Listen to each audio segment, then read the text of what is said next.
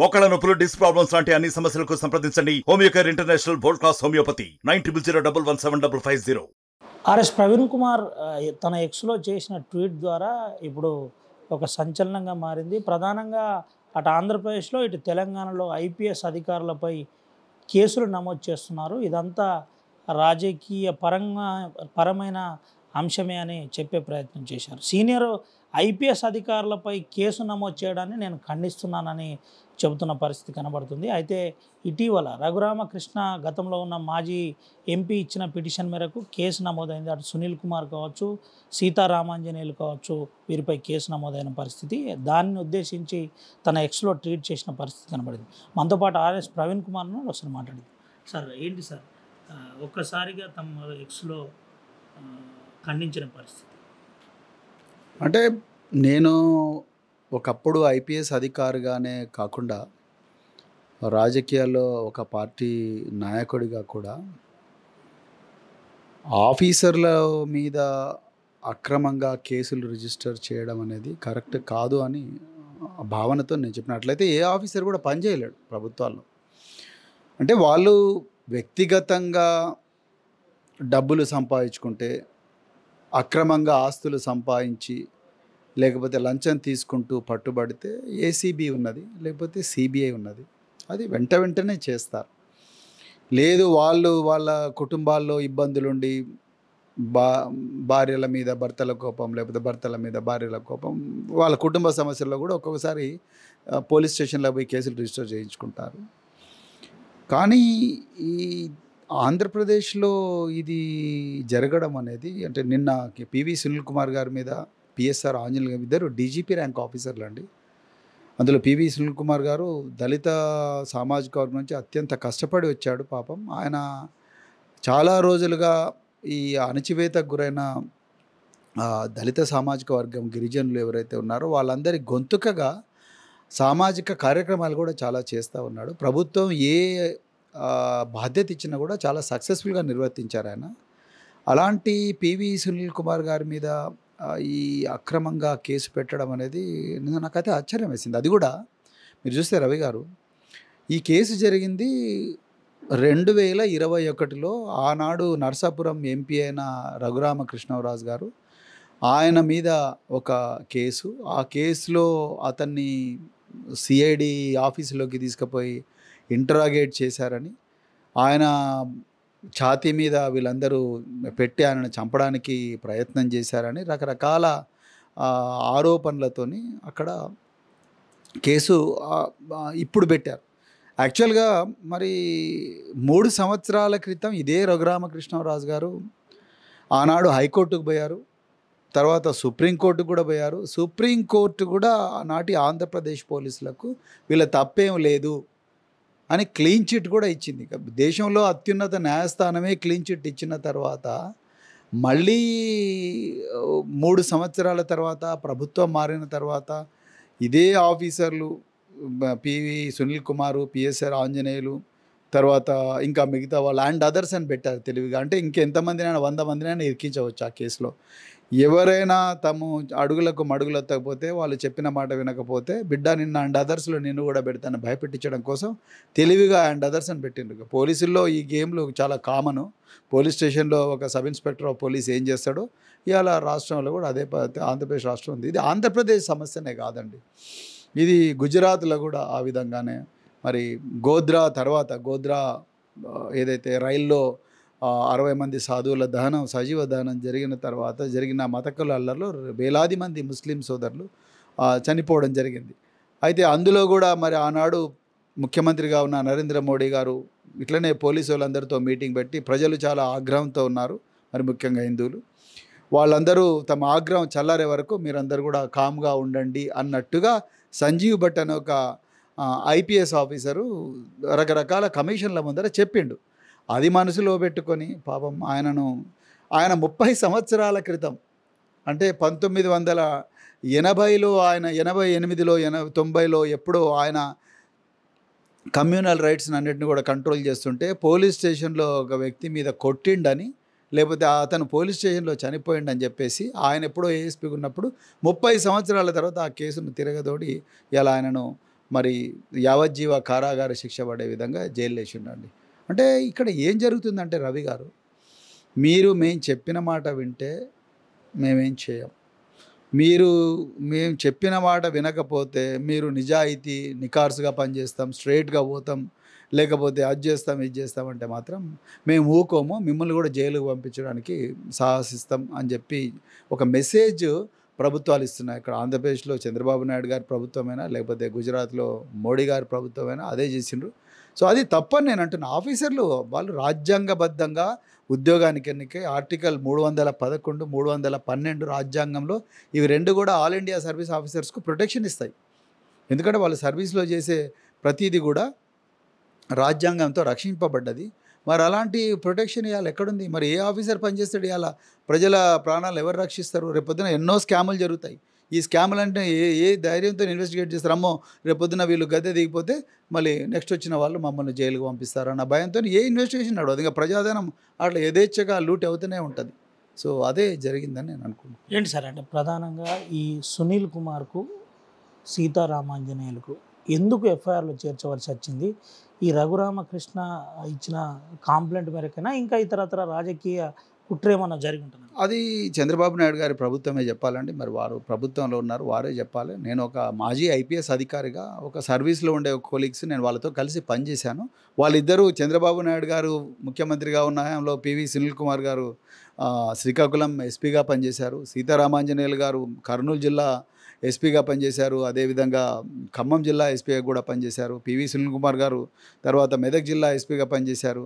తర్వాత ఇంకా రకరకాల కీలకమైన పొజిషన్స్లో ఉన్నారు. చంద్రబాబు నాయుడు గారు ఉన్నప్పుడు కూడా వారు చాలా మంచి శాఖల్లో కూడా పనిచేశారు. మరి సడన్గా ఆయన సిఐడి డీజీగా ఉన్నప్పుడు ఈ కేసు అయితే ఈ రఘురామకృష్ణరాజు మీద కేసు కావడం, ఆ కేసులో ఆయన అరెస్ట్ కావడం, ఆయన జైలుకు పోవడం, ఇవి జరిగినందుకు మరి ఆయన రఘురామకృష్ణరాజు 3 సంవత్సరాల తర్వాత ఆయన ఎంపీ పని అయిపోయింది. దాని తర్వాత ఎమ్మెల్యే అయిన తర్వాత ఇప్పుడు మళ్ళీ పోయి అదే గుంటూరులో పోయి కంప్లైంట్ ఇవ్వడం అనేది ఏదో దీంట్లో కుట్రపూరితంగా జరిగినట్టు కనిపిస్తున్నది. అదేవిధంగా ఇంకా రాజకీయ కోణం పడితే దళితులందరూ కూడా చాలా వరకు కూడా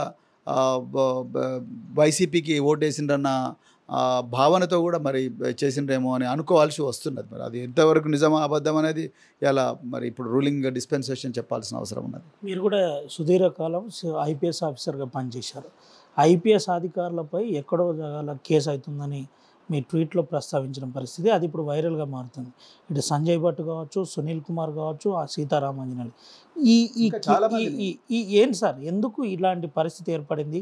నిజంగానే ఐపీఎస్ అధికారులు కావచ్చు, ఐఏఎస్ అధికారులు కావచ్చు మాట వినకపోతే ఇలాంటి పరిస్థితి ఉంటుందా అని చెప్పడం కోసమే ఇవన్నీ చేస్తున్నారని మీరు అర్థం చేసుకోవాల్సి ఉంటుంది. ఇవాళ ఒక్కటి మన రవి గారు, ముఖ్యమంత్రి నాలెడ్జ్ లేకుండా ఏది కూడా జరగదండి. రెండవది, ఏ ఐపీఎస్ అధికారైనా నేషనల్ పోలీస్ అకాడమీలో ట్రైనింగ్ తీసుకొని వస్తాడు. ఆయన పైన డీజీలు ఉంటారు, ఆయన కింద డిఐజీలు ఉంటారు, ఐజీలు ఉంటారు, డిఐజీలు ఉంటారు, ఎస్పీలు ఉంటారు. ప్రతి ఒక్కరు కూడా ఇన్స్ట్రక్షన్ మేరకే పనిచేస్తారు. ప్రతి ఒక్కరికి కూడా ఒక పోలీస్ మాన్యువల్ ఉంటుంది. ఒకవేళ పోలీస్ మాన్యువల్ ఉల్లంఘిస్తే వాళ్ళకి ఏం జరుగుతుందనే తెలుసుకుంటారు. ఒక కానిస్టేబుల్ తప్పు చేసిందంటే అర్థం చేసుకోవచ్చు, ఒక ఎస్ఐ తప్పు చేసినట్టు అర్థం చేసుకోవచ్చు. ఐపీఎస్ ఆఫీసర్లు వాళ్ళు ప్రతిదీ చెక్ చేసుకుంటారు. రెండోది వాళ్ళకు పబ్లిక్ ప్రాసిక్యూటర్స్, తర్వాత లీగల్ ఆఫీసర్ ఉంటారు. రేపు పొద్దున సిఐడి వాళ్ళు ఇంకోటి మీకు చెప్పాల్సింది ఏంటంటే సిఐడి కానీ సిబిఐ కానీ ఈడీలు కానీ ముఖ్యంగా సిఐడి సిబిఐలు వీళ్ళు ప్రతి స్టెప్ కూడా లీగల్ ఒపీనియన్ తీసుకొని చేస్తారు. లీగల్ ఒపీనియన్ చేయకుండా చేయరు. మరి సుప్రీంకోర్టు దాకా పోయిన కేసు సుప్రీంకోర్టు దీంట్లో పసలేదు అని చెప్పిన తర్వాత 3 సంవత్సరాల తర్వాత మళ్ళీ ఉల్టా కేసు పెట్టడం అంటే అది దేనికి సంకేతం? దీనికి రాజకీయ కారణాలు ఉన్నాయని అనుకోవాల్సి వస్తున్నది. అంతే తప్ప నేను రాజకీయంతోనే చేసిన అంటే ఒక రాజకీయం కాబట్టి మరి చెప్పాలి. గవర్నమెంట్ హ్యాస్ టు క్లారిఫై ఇది రాజకీయ కోణంలో చేయలేదు. వీళ్ళు పర్సనల్ కెపాసిటీలోనే రఘురామకృష్ణరాజుని తీసుకొచ్చిన అనగలరా? ట్రాన్సిట్ వారెంట్, ఒక నిమిషం మీకు ఏం చెప్తాను, ట్రాన్సిట్ వారెంట్ లేదు అంటున్నారు, లేకుండా తీసుకొచ్చారు అంటున్నారు. మరి ఆ రోజు కోర్టుల దగ్గరకు ఎందుకు ఆ ఎఫ్ఐఆర్ క్వాష్ చేయించుకోలేదా అన్న? ఇలా రఘురామకృష్ణరాజు గారు అదొక తప్పుడు కేసు అయితే ఎఫ్ఐఆర్ కోర్టులో క్వాష్ చేయించుకోవచ్చుగా. లేకపోతే ఆనాడు ఎంతమంది ఆఫీసర్లు ఉన్నారో వాళ్ళందరినీ మరి అడగవచ్చుగా. అప్పుడున్న డీజీపీలు లేకపోతే కోర్టు ఈ విధంగా ఆదేశాలు ఇచ్చిండొచ్చుగా, హైకోర్టు లేకపోతే సుప్రీంకోర్టు ఆదేశాలు ఇచ్చిండొచ్చుగా. మరి అవన్నీ ఇవ్వలేదంటే అది చాలా సింపుల్ అండ్ స్ట్రైట్ కేస్. దాన్ని ఇప్పుడు తిరగదోడి పాపం ఇద్దరు డీజీపీ ర్యాంక్ ఆఫీసర్ల మీద రిటైర్ అయ్యేదానికి ఇంకొక సంవత్సరమో 2 సంవత్సరాలు ఉంటుంది.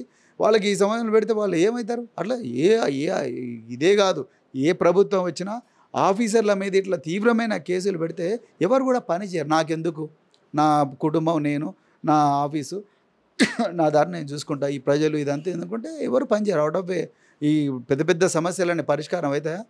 గ్రౌండ్లో ఉండే ఆఫీసరు ఆనాడు అది కరెక్ట్ అనుకొని పోతాడు. ప్రభుత్వానికి తెలుసు ఆ విషయాలన్నీ. మరి ప్రభుత్వం టాలరేట్ చేసినప్పుడు ప్రభుత్వము కోర్టులు ఇవన్నీ టాలరేట్ చేసినాయి. ఇప్పుడు సడన్గా వచ్చి మనం కొత్తగా రీఇంటర్ప్రిట్ చేసి ప్రభుత్వం మారింది కాబట్టి ఆ ప్రభుత్వంలో ఏమంటారు మంచిగా ఉద్యోగం చేసిన వాళ్ళందరూ ఇప్పుడు ఈ ప్రభుత్వానికి శత్రువులు అవుతారంటే ఎట్లా అవుతుంది? వీళ్ళతోనే పని చేయించుకోవాలి. అదేవిధంగా ఇంకోటి విచిత్రమైన విషయం ఏంటంటే ఇప్పుడు ఎవరైతే ఆ ప్రభుత్వంలో పనిచేసిన ఆఫీసర్లు ఉన్నారో వాళ్ళను ఇప్పుడు సోషల్ మీడియా ద్వారా వీళ్ళు రాక్షసులు లాంటి ఆఫీసర్లు ఆ ఆఫీసర్లను ట్రాల్ చేసి వాళ్ళను అర్జెంటుగా ఈ ప్రభుత్వాలు ట్రాన్స్ఫర్ చేసే పరిస్థితి కూడా తీసుకొస్తుంది. అది కూడా కరెక్ట్ కాదు.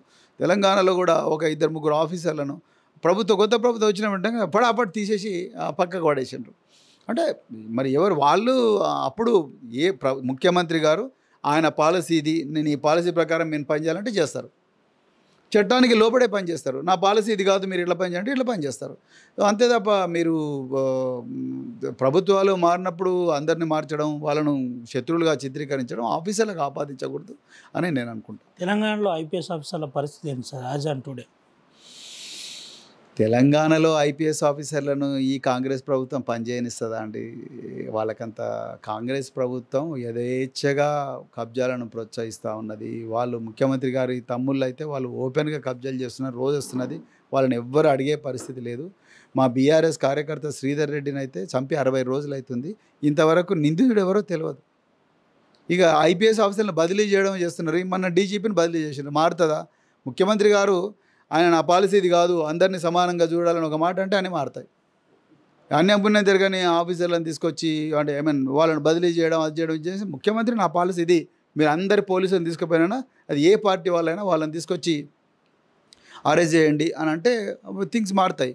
అంతే తప్ప మన నాంపల్లి దగ్గర మా గొడవలు, తర్వాత మర్డర్లు, తర్వాత ఇలా 2-3 రోజుల నుంచి పేపర్లో కూడా వస్తుంది విశ్వనగరానికి ఏమైంది, ప్రతి చోట కూడా మర్డర్లు అది అవుతున్నాయి. గంజాయి మత్తులో గంజాయి అయితే భయంకరంగా వ్యాపించింది. మరి పోలీసులకు ఎక్కడ స్వేచ్ఛ జరుగుతున్నది? ఎక్కడ పని చేద్దామన్నా కూడా వాళ్ళకు కాళ్ళకు చేతులకు సంఖ్యలు వేస్తున్నారనే మాట గ్రౌండ్ నుంచి వస్తున్నది.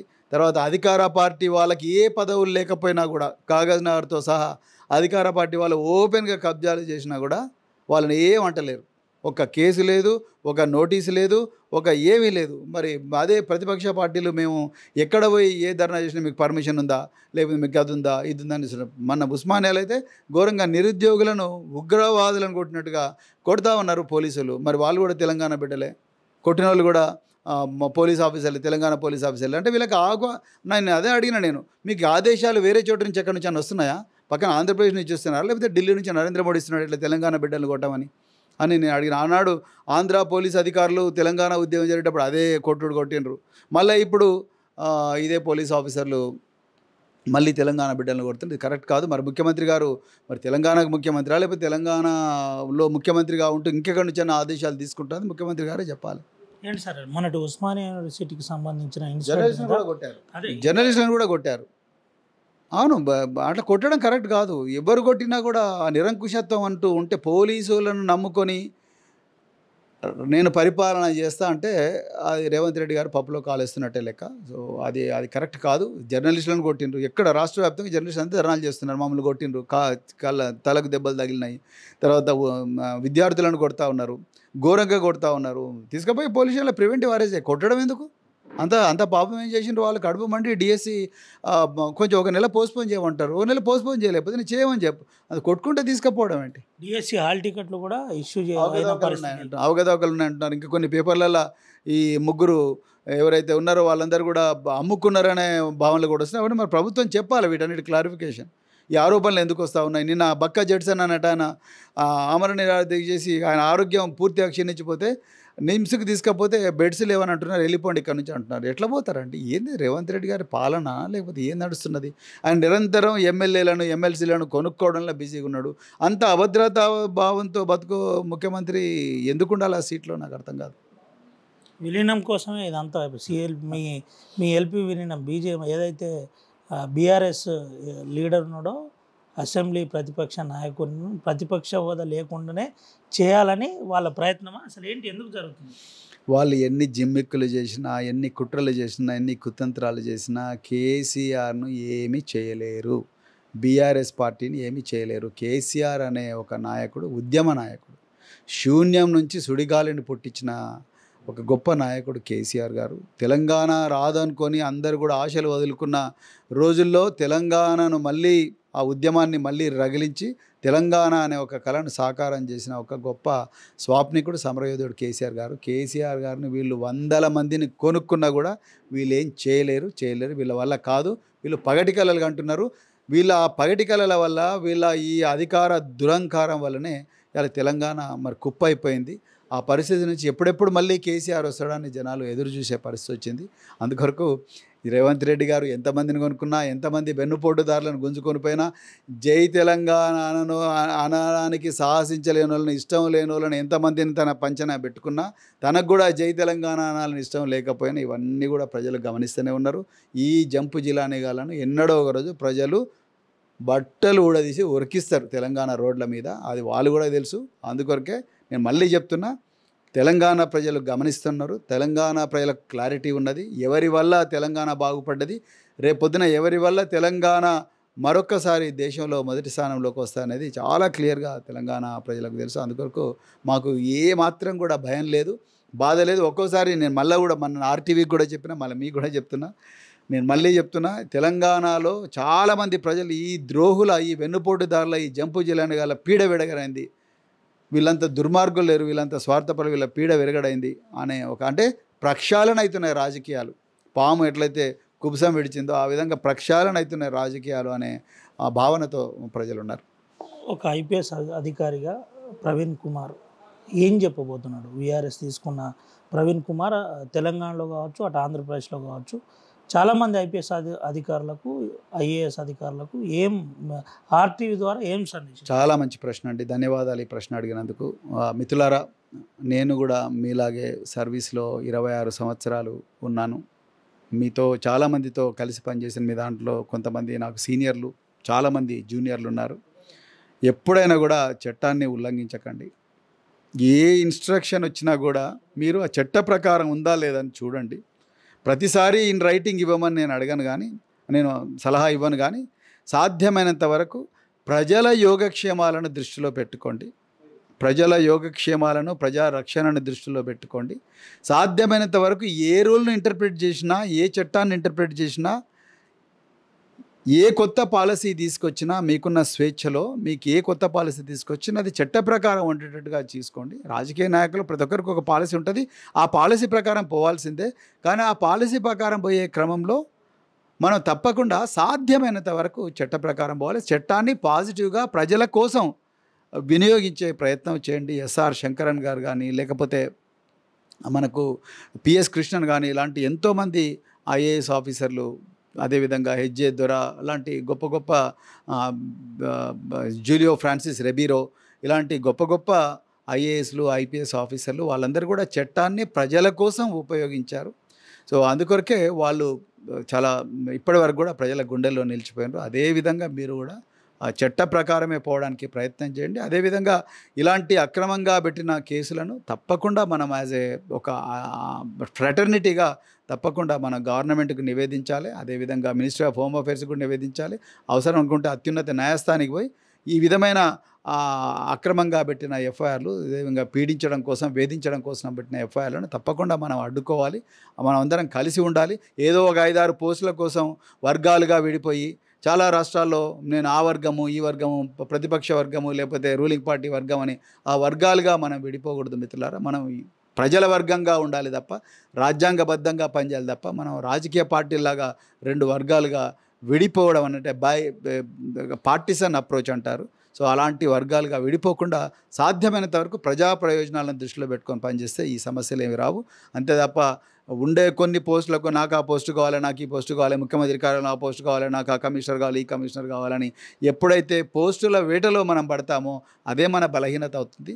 ఆ బలహీనతనే మనను చేస్తుంది. అదేవిధంగా అక్రమంగా పెట్టిన కేసులను కూడా అందరు కలిసికట్టుగా దీన్ని అడ్డుకోవాలి. అంతే తప్ప మనం ఒంటరిగా ఆయన ఆ గ్రూప్లో ఉన్నాడు కాబట్టి నేను ఆయన గురించి మాట్లాడాను, ఈయన ఈ గ్రూప్లో ఉన్నాడు కాబట్టి నేను మాట్లాడాను, మనకు మనం కలహించుకోవడం కరెక్ట్ కాదని నేను అనుకుంటున్నా. మరి ఈ అవకాశం ఇచ్చిన ఇది పరిస్థితి. ముఖ్యంగా ఐపీఎస్ అధికారులందరూ సంఘటితంగా ఉండాలి. సమస్య వస్తే మనం వెంటనే ఆ సమస్యపై ఆ సంబంధిత పై అధికారులకు తెలియజేసే విధంగా ఉండాలని చెబుతున్న పరిస్థితి కనబడుతుంది.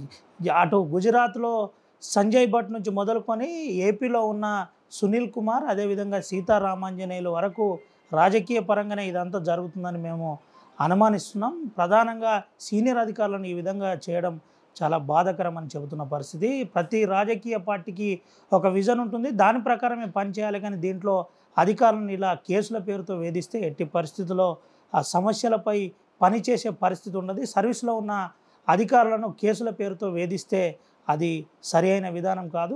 సీనియర్ ఐపీఎస్ అధికారులపై పెట్టిన కేసును నేను తీవ్రంగా ఖండిస్తున్నానని ఐపీఎస్ అధికారి ఆర్ఎస్ ప్రవీణ్ కుమార్ చెబుతున్న పరిస్థితి కనబడుతుంది. రాజకీయాల్లో కూడా ఇటు డిఎస్సి సంబంధించిన పోస్టులో క్లారిటీ లేదు, అవకతవకలు జరుగుతున్నాయి, అవినీతి జరుగుతుందని చెబుతున్న పరిస్థితి. ఉస్మానియా యూనివర్సిటీలో జరిగిన దాడిని కూడా నేను ఖండిస్తున్నానని చెబుతున్న పరిస్థితి కనబడుతుంది. కెమెరా సుమంతో రవినాయక్, ఆర్టీవీ, ఆదిలాబాద్ నుండి. మరిన్ని వీడియోస్ కోసం ఛానల్ ని సబ్స్క్రైబ్ చేయండి. లేటెస్ట్ అప్డేట్స్ కోసం వాట్సాప్ ఛానల్ ని ఫాలో చేయండి. అండ్ లింక్ డిస్క్రిప్షన్ లో ఉంది.